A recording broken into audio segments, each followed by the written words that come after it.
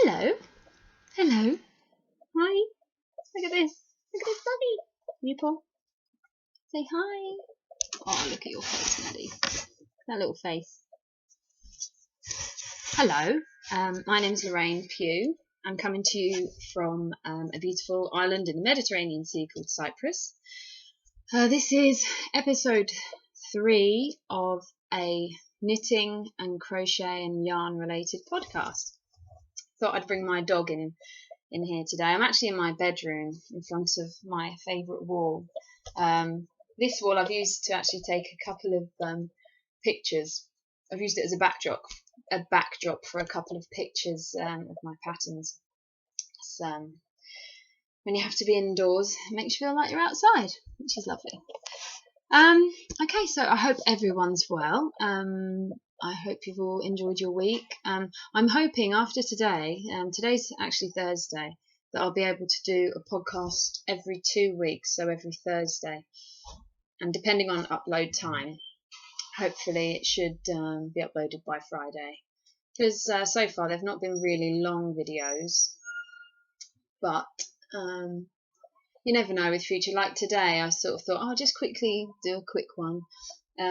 When actually seems like I've got quite a lot of stuff around me to show you. So yeah, firstly, I will show you something that I've not actually worked on since, well, not worked a lot on it since the last time I recorded. And this is one of my designs in progress, and it will be a scarf. It's quite bright in here, I appreciate that. And when I put the voile across the window, it made it quite grainy, so the colours are quite washed out at the minute. I'm just trying to see if it can, if I can change that at all. Not really. So anyway, this will be a scarf. It starts off a beaded cream and then a crochet tweed stitch, and then another pattern of my own that I will go in more detail with later on, and then another stitch here. And it's just a really fun, just designing as I go, changing the stitch type depending on what I feel should come next with the yarn, different yarn. I've done it with, this one's actually a gradient yarn. Here we go, turquoisey blue. This one is by Wollelfe. I've showed it in my last two, but just so you can see anyway. Hang on a minute, it's confusing. There we go. Her name's Jaclyn. Her yarns are available on Etsy as Wollelfe. There we go. Merino nylon. I think polyamide means nylon. I think it's a form of nylon. Anyway, and then this yarn is the Change Lobsters again. That's actually coming up quite well there. It is sort of a peachy, reddish, turquoisey. There we go, that's a bit better. With flecks of greys. It's gorgeous. This one is by Sunshine Stewart, and her shop is called My Mama Knits on Etsy. Both these indie dyers are in Europe, which I always tend to go for because of being in Cyprus. You don't want to get having to pay extra fees at customs and stuff like that. So I do tend to stick with dyers that are in Europe. And then the cream is just a standard sock yarn with gold stellina in. It wasn't even a branded one. I can't remember where exactly it was from. But it's just a non-branded. I think it was a company that sell them for trade. My mum's got a shop over here, and then you can dye them yourself if you want to, or sell them under your own brand. So yeah, I don't know what that one is exactly. So that's that project that I've not really done much work on. I'll show that one more time. There we go. It needs blocking anyway, but it will gradually go out. You'll see it as I work through it anyway. And the inspiration came from a day at the beach, and that the My Mama Knits yarn, it's called Change Lobsters again, this one. And so this scarf is called Captain's Wreck on Lobster Island. So there's a nice little story behind it as well. I've not worked on that because, sorry, this camera's all wobbly because I'm on my bed. I've not worked on that because I'm hopefully going to be hosting a little pumpkin party for my son and the local kids. And so I wanted to do a little outfit for that. And I had started a corset. I'll show it to you, the picture. It's the Hardware Heaven Steampunk Corset Pattern by Sarah Jane Designs. I'm trying not to show any of the information on there, but I hope you can see that. I did start it in a number of colours. I think I've brought it to show you. Yes, in a cotton. But if I'm honest, I ended up cutting it the other day because it's been going on for so long, because I was having to change colour and just working back and forth. It was taking too long, and I thought Halloween's coming up now. And I like celebrating Halloween, but I appreciate some people don't. So that's why I'm going to call it like a pumpkin party. Sort of just to, nothing too scary, but just to sort of celebrate the change of seasons and mythical stuff, magic stuff. So I snipped that off, and I've started it again in a DMC Petra yarn. I'll show it to you now. This is the yarn I'm using, 100% cotton. This is the number 3. There we go, you can just see that now. And this is how it's working up. It's quite a difficult colour to describe. I asked all the ladies in the shop the other day, in my mum's shop, if they could, tell me what colour they thought it was. And most said like a khaki grey green. Originally I was trying to go for sort of a metallic pewter look, but I like the khaki green. So that's coming up really nicely. And I'm keeping this in a new bag from Cyprus, my little canvas bag with a pretty mandala in it that says Cyprus. Where are we? There we go. So I thought that's quite cute. These sort of bags are available in lots of the kiosks around here. Call them touristy shops, that kind of thing. So anyway, with this one, originally when I was putting it with this, because the corset design has got these buttons and chains and whatnot on there, these colours worked perfectly with this gold braid to tie up with at the back, and I have some bronzy colours as well to go with it. It all worked really well. But now I'm doing it in this khaki green. The gold just kind of looks sort of too yellowy. I'm not really sure.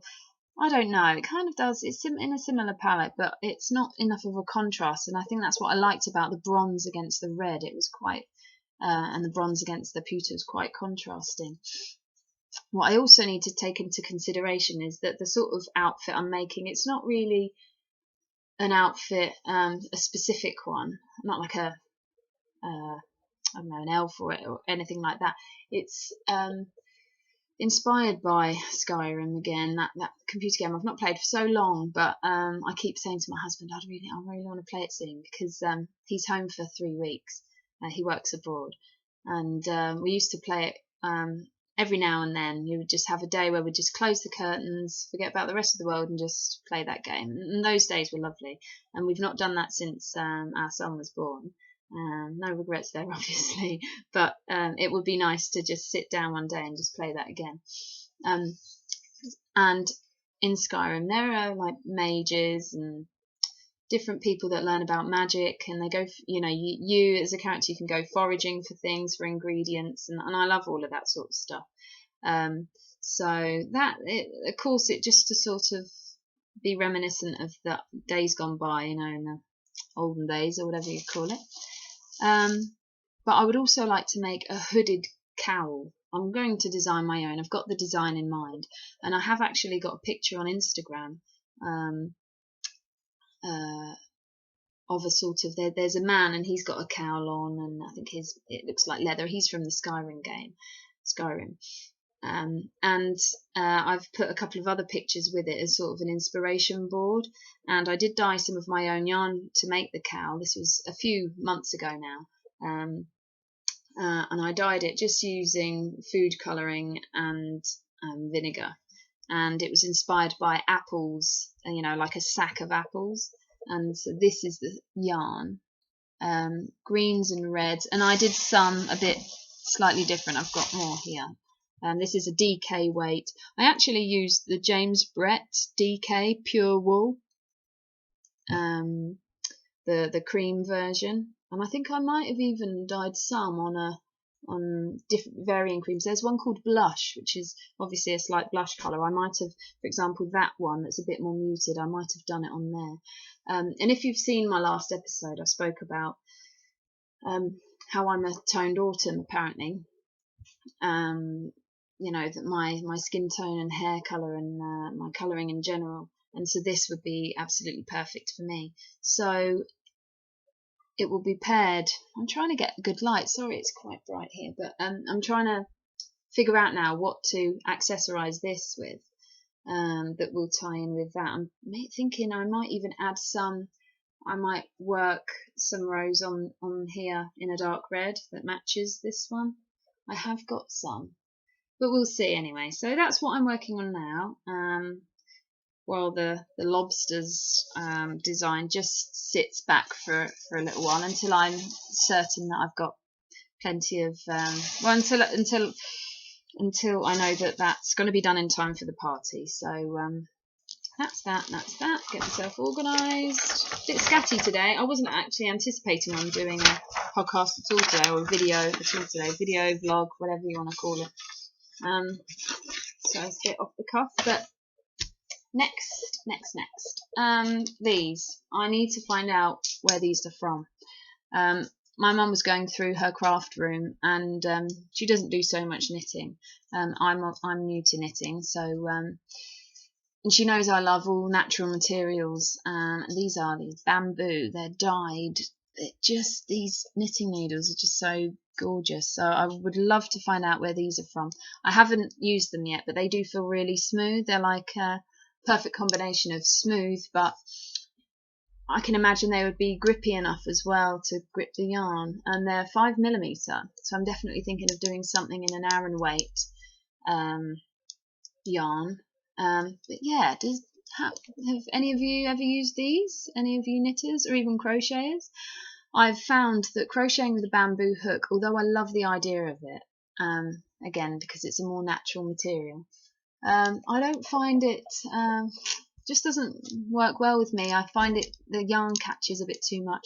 I did even get a nail file to it and tried to change the shape of the end of it to just try and make it all that bit more smooth, and it didn't really work. So I'm still on I think they're aluminium, aren't they, crochet hooks. Also, I don't tend to get on very well with the ones that have those extra soft grip handles, because for some reason, as I'm crocheting, I'll make a video one day of how I crochet, but I tend to move the work up and down the hook. I don't know why I do that. It's just, actually I think I do know why I do that. I remember when I was learning to crochet thinking I've got to make sure that it doesn't stay too close to the tip of the crochet hook, because it tapers, doesn't it? And I was thinking I don't want it to get too tight, so because I do crochet tightly, I think that's how I counteracted my gauge being too tight, and it's just a habit that's never broken. And I don't crochet slowly. I'm not very fast either, but it's just what works for me. So the aluminium hooks without the grip is perfect for me, because I do find if I have the hooks with the grip on, that it gets in the way when I'm moving the work up and down it. Also, that leads me to another similar subject. Because I'm new to knitting, I did think maybe it would be worth me looking at some videos online of how to knit quickly. Why not while I'm still new to it? I've not got into a definite comfortable position yet, so I could teach myself how to hold it in a way that would enable me to knit more quickly. But I did find that all the videos I watched that showed people knitting fast, it was always a small bit of knitting, say, I don't know, 25 stitches. And they also, the ones that I saw anyway, said that you can knit faster if you hold the knitting needle in your right hand like a pencil. But I was thinking, well, if the project's quite a big one, like if it's, on circular knit, wouldn't the work get in the way? Because when these people that were knitting quite fast and holding it like a pencil, all the work fitted between their finger and thumb. So I don't know. I tried and it didn't really work well for me. And also I found that I'm not holding the. I actually let go of the yarn at one point and hold it against the knitting needle, I think. Anyway, with my knitting, if you watched last time, I was knitting just a plain garment, basically, just to get used to knitting and just to practice, really. The yarn is gorgeous, but I've not actually got it with me here, so I won't go into that one. Also, because I've been watching Jaclyn from Brooklyn Knitfolk. I love her videos. I've been watching a lot of the videos she's made in the past as well, trying to catch up, but I'm working through them backwards. She, in one of her latest videos, mentioned about this element along knit along, which is inspired by the Sweep book series. When she was talking about this element along, I love anything like that. I love anything to do with Mother Nature and the elements, and so it intrigued me, but I didn't really think to myself, well, I'll take part in that. And then I read on the Ravelry group, the chat thread, what other people were doing, and then I looked up all the different patterns, because she's picked 8 patterns, 2 for each of the elements. There are actually 3 for the element air, I believe, because one of the patterns was only available in a book, so I think there are actually 9 in total. But as I was reading it, she mentions about your star sign as well, and star signs are things that I've never taken too seriously, purely because of if you've been sitting there waiting for a haircut and you read these trashy magazines, what they talk about in there, and I just think, it's all a bit, I don't know, I thought it was all a bit of rubbish. But anyway, I thought, right, I'll test this out here. I'll read all these traits that she's written for the different elements, and I'll match me and my sisters up to them. So I did. I thought, right, okay, I'm most likely fire. My oldest sister would definitely be air. There's no doubt about that. And then my middle sister would be earth. I think it was earth. Yeah. And I did think to myself, this isn't going to be right, because my oldest sister is actually Aquarius, and I thought surely the Aquarius would be water element, so this can't be right. When I looked it all up, it actually turns out that they matched, and that surprised me again. And the logic side of my brain was saying, you could work out how likely that would be. It's only probably 1 in a whatever. But I thought, no, it was just sort of propelling me in this direction. So you can probably see where I'm going with this. But I was looking at the different projects for the fire sign. I think one's a pair of mittens and one is a shawl. And the shawl looked stunning, but that was done in an Aran weight. And I don't have any Aran weight yarn. But when I thought about my stash, I knew immediately which yarn I could do it in. The pattern itself is the Authenticity shawl. I'll show that to you now. Here it is. It's gorgeous, and it's designed by Softsweater Knits. And knowing that I was going to do the pattern at some stage anyway, I bought the pattern, and as I read it, I realised that you could just repeat the pattern. So just like with crochet, it wouldn't really matter what yarn I did it in. So the fact that I didn't have any Aran weight yarn didn't really matter. And it all just happened, didn't it? You know what I'm going to say. I've cast on. I'm making the Authenticity shawl as part of the element along, and the yarn I've got is absolutely perfect for it. I've mentioned her before, I think in every episode so far. Not that I've got many, but I've mentioned it definitely in the first and second episode. I've mentioned her earlier with this yarn, and it is Jaclyn from Wollelfe. Her colourways are amazing. Look at this one. Can you see those colours?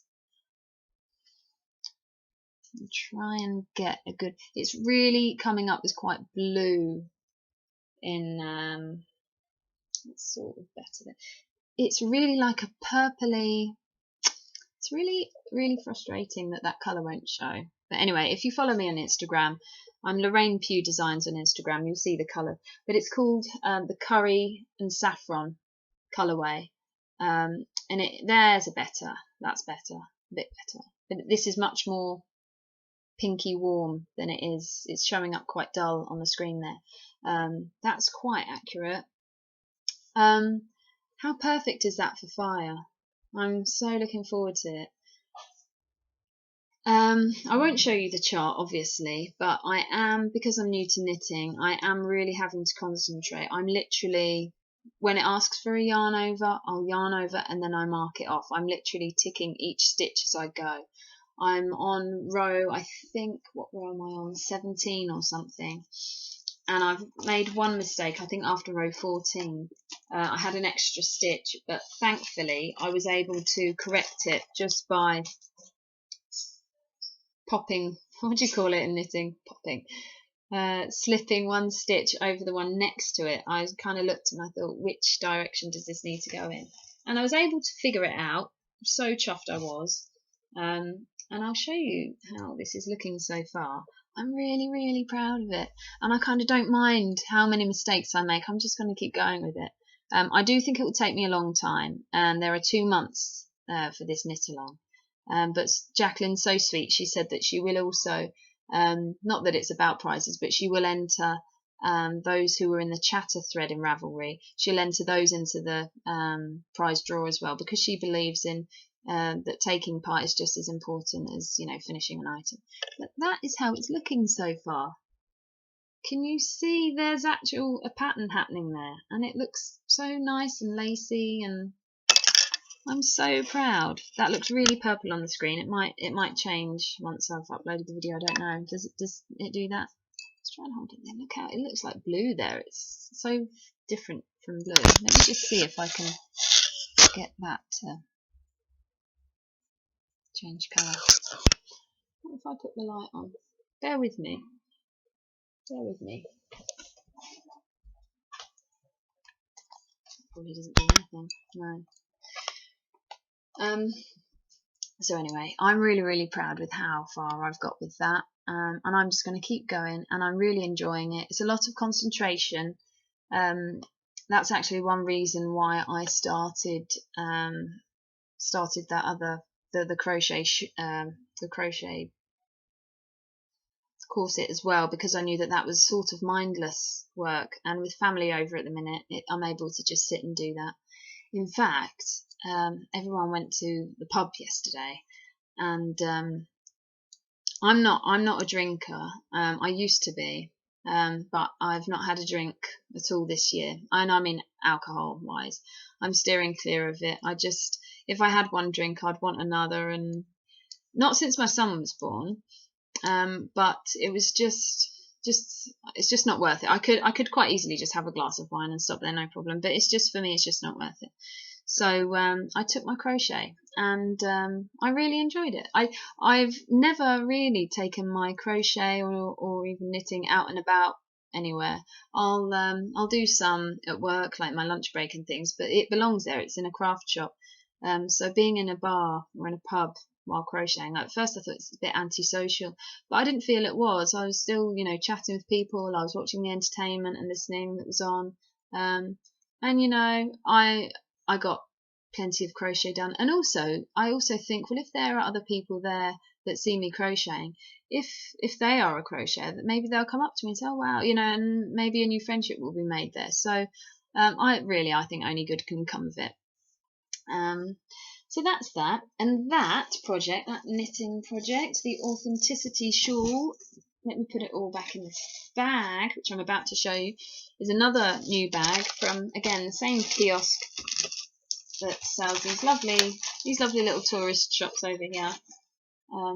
Look at these chunky ropey handles. The canvas bag. I just thought that was really nice, and it's like a terracotta colour, which is so me. I love it. Next. What have we got next? I'm reading this book at the moment, and I'm practicing from it. Knitting on the Edge by Nicky Epstein, and it's such a good book. Knitting socks is something I've not started yet, and I'm kind of apprehensive about starting it because I think it could just branch out into a whole new, not a new hobby because it's obviously knitting, but a new. I think once I start, I won't be able to stop like most of you guys that knit socks. But this book's great. Learning about cables and the different ribbing. I even mastered on my. If you follow me on Instagram, I mastered this one, which I'm so proud of. It's called here the 2-colour mock cable rib. Whether or not, I'm trying not to show you too much. Can you see that? I was just so chuffed that I was able to do that. So I took a little picture of that to remind myself if I'm ever feeling like, oh, I can't knit this. I can. You just got to take your time, because it took me like 4 or 5 attempts before I got it. And what I was doing wrong was, I think, carrying the yarn or holding the yarn across the front when I should have been moving it to the back. Again, I'm new to knitting, so I'm still not entirely sure of how it ended up being right. But there we go. That's the bamboo needle I had by my side to show you. That I had to adjust that quite a lot. It was quite sharp and pointy before I got a nail file to that. So that's that. Next, look how gorgeous this bag is. Cute little knitting bag. My colours again, autumnal, gorgeous, vintagey. I love it. This bag, oh, I saw it on Instagram. I don't know if you watch Little Bobbins Knits podcast, but Danny, she recommended a girl whose shop, here we go, hang on, LouLeigh. She is on Instagram as Instamatic LouLeigh, I believe. I'll put all of these links in the show notes below this video and on my blog, and where else will I put them? In the Ravelry group.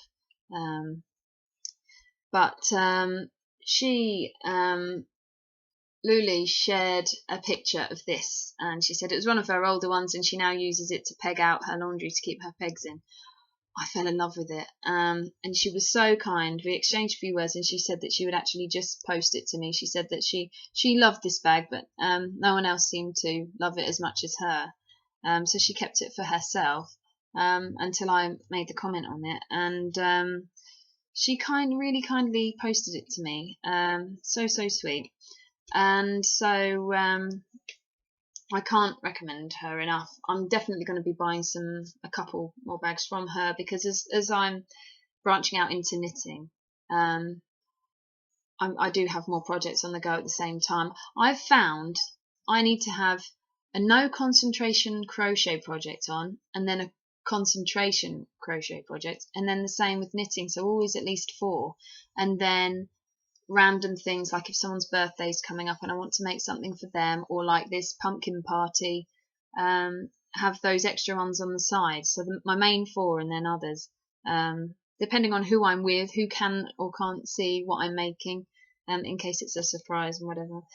So yes, highly recommend. This bag is gorgeous. It's just, I love everything about it. So nicely lined, look, and there's the little pocket there, and these really soft, it's just really cozy. It's just such a gorgeous bag, this one. So that's that. What else? I think that is it as far as knitting and crochet is concerned, but I did order something from Cyprus. I'm just going to take a swig of coffee. About a week ago I ordered something from Cyprus, handmade, and it arrived yesterday, I think, and I picked it up this morning, and I'm so proud of it. I'm proud, that's not the right word, I'm so chuffed with it. It's this necklace. I know you can't see it from where you are, not properly anyway, so I'll just gently remove it. There is a shop on Etsy, and they are based in Limassol, I believe, in Cyprus, called Peace Elements. I'll show you this card. That's their card. And their names are Nicholas and Nora. And they make jewellery from polymer clay and semi-precious stones. I could have bought a ton of stuff. Their prices are so reasonable. I've been sort of stalking their shop for quite a while now, but I've refrained from buying things purely because they've not fitted perfectly in with my tonal autumn sort of colour palette, which it's not that I'm trying to stick to it, I'm enjoying sticking to it because it means that I don't make unnecessary purchases for things, stuff, and when I do get things, I just treasure them so much more. And this doesn't only represent sort of like the tonal autumn. If I hold it close anyway for a minute so you can see. So there's polymer clay there. There's tiger's eye stone set in there. It's on a brown leather cord. I do try to steer clear from black. Just brown is that little bit softer for me. Look at that stone. I think it said on the shop that that's a bird stone, but because it's been translated from Greek, I'm not sure if that is the English for it. But anyway, there's sort of a tealy and sort of like a toffee colour in that stone. And I've got another item that are these colours, and this is something my best friend got me for Christmas, so I can't tell you where it's from, but it's it's a gorgeous candle holder, a bit dusty, but the colours in this are the same. Oh, there we go, that's a bit better. The colours of that, there we go, tealy, pale tealy green, and sort of like a toffee brown, and they're just the same colours. And I love these colours, but they are more special to me because once I was, one of these weird projects that I give myself, or challenges. I thought, I wonder what colour eyes my dad's got, like what the exact colour is in my mum. I'm quite interested in genetics and all the stuff like that as well. So I got my family to send me pictures of the colours of their eyes as well, like my sisters as well. This was quite a long time ago. And I just found it intriguing about eye colour. And when I took a picture of my eyes, I said to I wanted to see if my sisters or my mum or dad had the similar brownness that I have in my eye. And they don't. So where it's come from, I don't know. But I took a picture earlier to try and show you because I knew I wouldn't be able to. Can you see that? I don't know. That's my eye, along with some dust on the screen. But those colours, they are the exact same as this necklace. And this is really silly, me trying to show you, like holding it all up like that. So yeah, it's, they say like the eyes are the, what's that phrase about the soul? And anyway, can't remember. But so I've been really wanting to make, since I took that picture of, since I took the picture of my eye ages ago to just analyse the colours, I found it really hard to match up yarn. I really wanted to make something that was the same colours. And I've not found much. So when I do see things that those two specific colours put together, just like that necklace and candle holder, I snap them up, especially when they're gorgeous things like that. So that's that. And I actually think that's it for today. Everything I've shown you, I will put information and links to in the show notes. I'm just double checking that that's everything. Yes, it is. So I hope you have a lovely day, week, 2 weeks, perhaps, if it's going to be another 2 weeks till I podcast. I could podcast on the occasional morning after I've taken my little boy to nursery, and then but also before I go to work. So in that small window of time, so they would be short ones. But yes, I will be mainly working on my authenticity shawl with the elemental on. It just, everything about that just seemed to, it was meant to be. The other thing, sorry, I did forget one thing. I watch the Knotty Knit Wits podcast as well, and their latest episode, I think it's The Love Boat Has Docked. Michelle showed a pattern that had caught her eye, and I think it was I can't be 100% certain if it was Waiting for the Rain or something like that. But it turns out the person that designed that, Softsweater Knits, also designed this Authenticity shawl. And there've just been so many little coincidences with this knit along. Someone pointed me in the direction of a lady called Doreen Virtue on Facebook, so I liked her page, and it's all spiritual stuff on there. And the card that showed up the morning, I think it was, that I cast on, I think late at night, but the following morning when I looked on Facebook and I saw the card that Doreen Virtue had posted, it was all about being your authentic self, and it's just lovely. I really recommend going into the chatter thread on Ravelry for Jaclyn's of Brooklyn Knitfolk of this element along. I just want to quickly see, before I go, I want to see if I've got the information, the little story behind this Authenticity shawl, because if it's here I would like to read it out. I've got a funny feeling it won't be.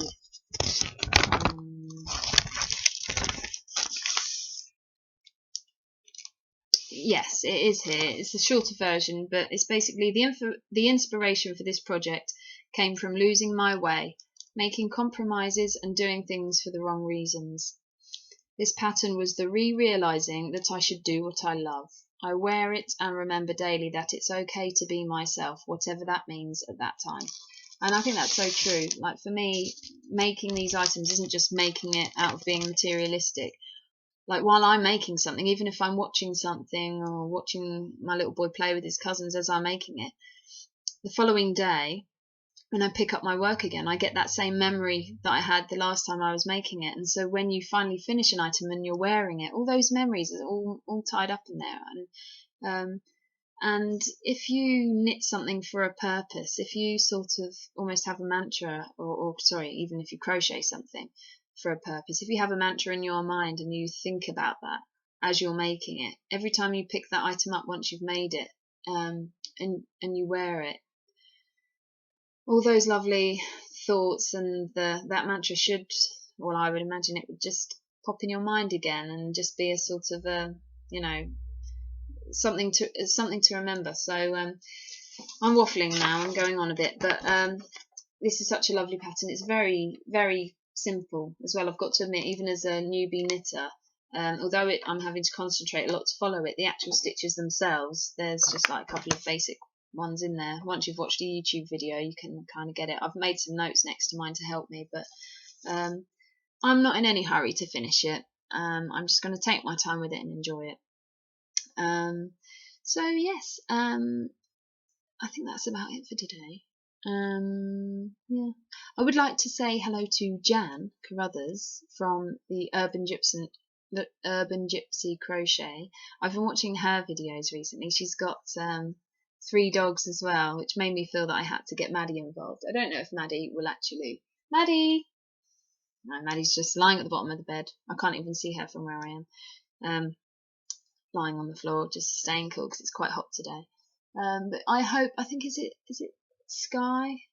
Is it Sky? Have I got that right? Your dog that had a cough, Jan. I hope she gets well soon. But yeah, I've been watching your videos, Jan, and they are lovely. Just, you're very down to earth, and I love that wooden wall that's behind you in a few of your videos. That's just beautiful. And yeah, don't worry, your house will all be all sorted soon. Your windows will be sorted, and yes. So hello, Jan. And what I will do at some stage is I'll recommend other podcasters like Jan. Again, she's Urban Gypsy Crochet. Look her up. She's on Facebook as well. So yes, I'll link her below too. What else? That's about it, I think, now. So I hope everyone has a lovely couple of weeks, and I will see you soon. Take care, and happy crafting. Bye.